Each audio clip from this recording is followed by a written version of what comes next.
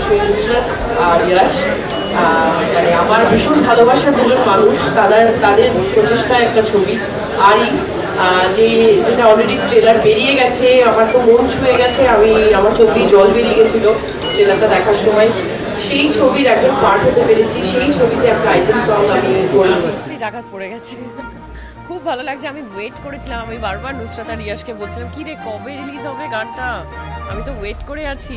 যেহেতু আমার মানে বলতে গেলে কোকা কোলার পর এতদিন পর আবার একটা আইটেম সং, তো মাঝখানে অনেকটা বছর চলে গেছে, তো আমি নিজেই দেখতে খুব এক্সাইটেড ছিলাম। আমি মানে অ্যাজ আ ভিউয়ার বলছি যে আমি যদি মানে শ্রাবন্তীর জায়গায় অন্য কেউ থাকতো, গানটা ইটসেলফ এত ভালো যে আমি মানে শুনেই ডান্স করতে ইচ্ছে। ডাকাত পড়েছে গানটা আমার খুব স্পেশাল।